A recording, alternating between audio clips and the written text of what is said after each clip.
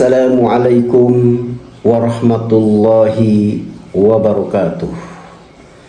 Alhamdulillahilladzi hadana lihada wa ma kunna linahtadiya laula an hadanallah. Asyhadu an la ilaha illallah wahdahu la syarikalah wa asyhadu anna Muhammadan abduhu wa rasuluhu la nabiyya ba'dah. Qala Allah ta'ala fil Qur'anil Karim, a'udzu billahi minasy syaithanir rajim. Qad aflaha man zakkaha. Shadaqallahul azim.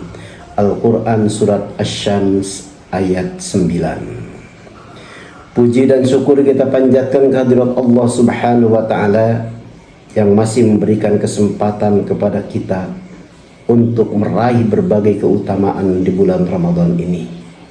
Salawat dan salam semoga senantiasa dilimpahkan kepada junjungan kita Habibana wa Nabiyyana Muhammad sallallahu alaihi wasallam, seluruh keluarganya, para sahabatnya dan seluruh pengikutnya sampai hari akhir nanti.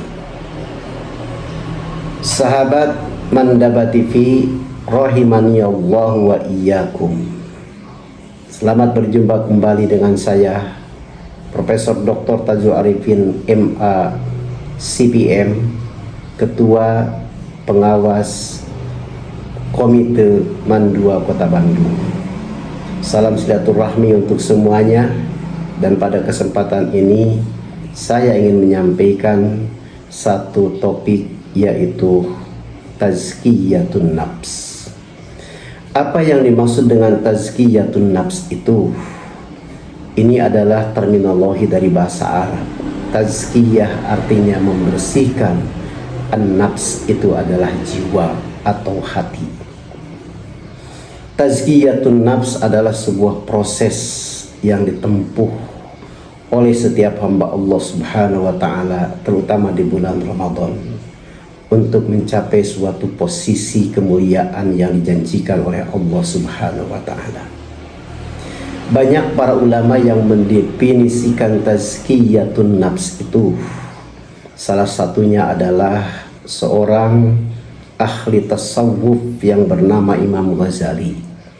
Dalam karyanya yang monumental, kitab Ihya Ulumuddin, beliau mendefinisikan tazkiyatun nafs itu sebagai upaya yang dilakukan untuk membersihkan hati dari penyakit-penyakit batin yang berupa ria, ujub, takabur dan lain sebagainya, dan penghindaran terhadap itu semua merupakan upaya menyucikan jiwa agar mencapai kebahagiaan yang sejati.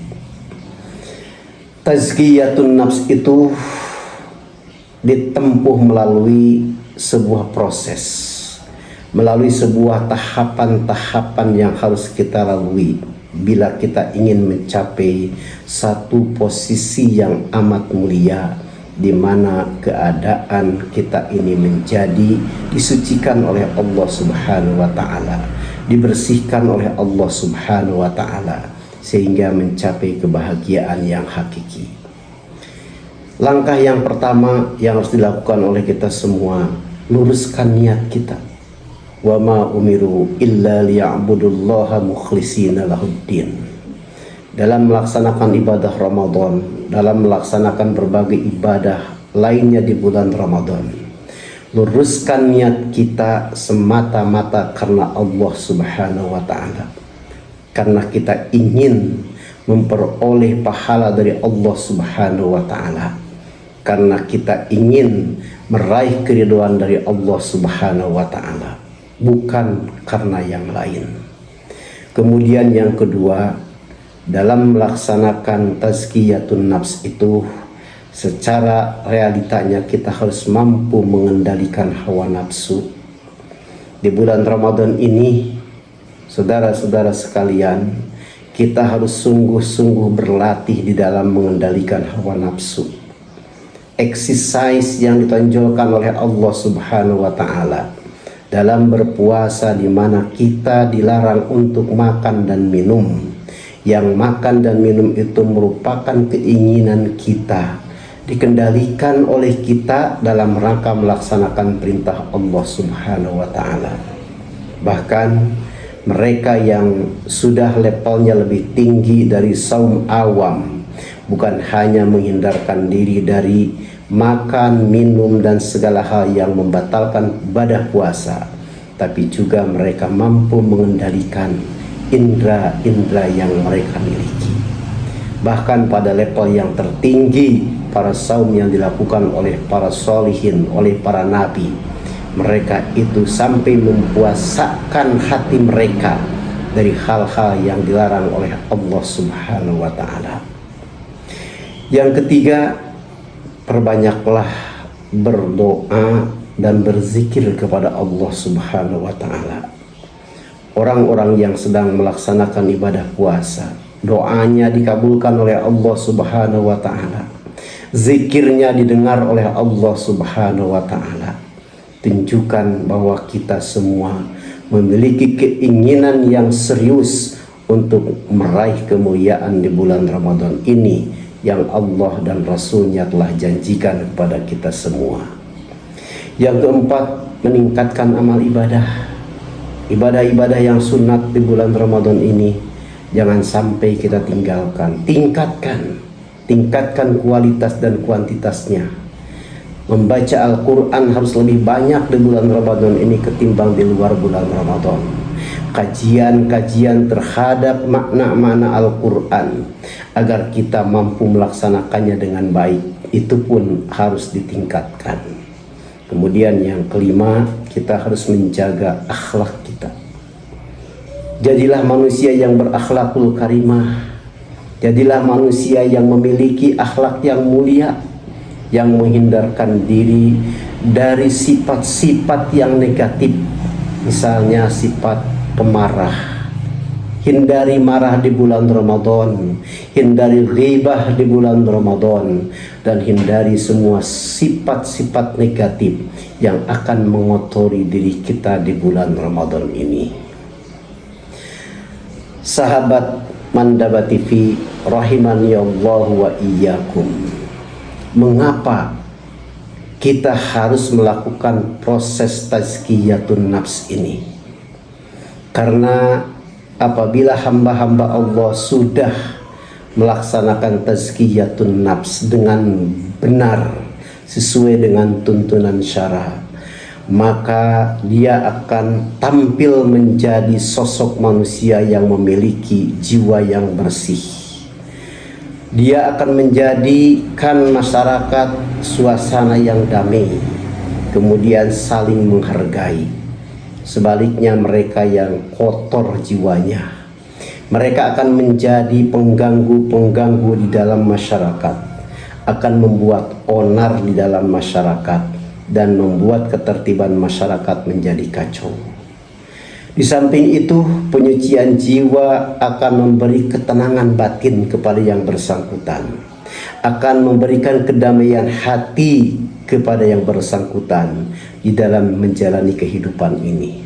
Percayalah, itulah yang disebut dengan kebahagiaan di dalam hidup di dunia ini yang akan berbuah pada kebahagiaan hidup di akhirat nanti. Secara sederhana dan secara singkat dapat dikatakan bahwa puasa Ramadan merupakan sarana untuk melakukan tazkiyatun nafs melalui pengendalian diri, pengendalian nafsu, dan peningkatan ibadah.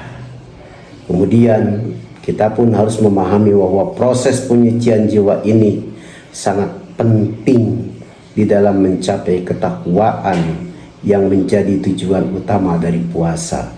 Allah berfirman bahwa tujuan puasa itu adalah la'allakum tattaqun. Dengan mengikuti langkah-langkah tazkiyatun nafs sebagaimana diuraikan tadi, maka seorang muslim dapat mencapai kesucian jiwa dan lebih dekat dengan Allah Subhanahu wa Ta'ala.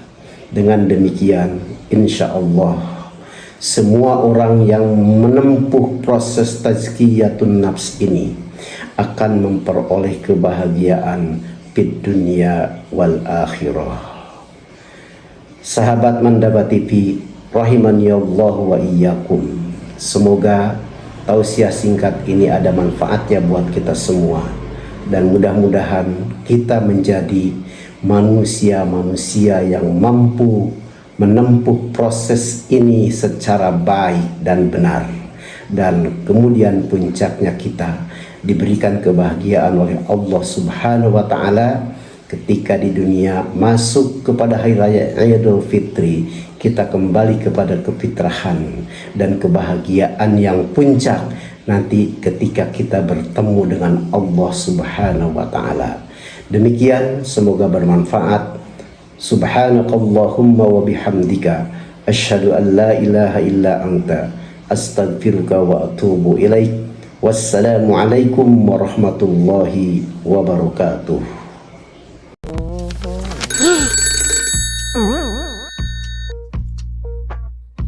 Apa? PPDB Mandua udah dibuka?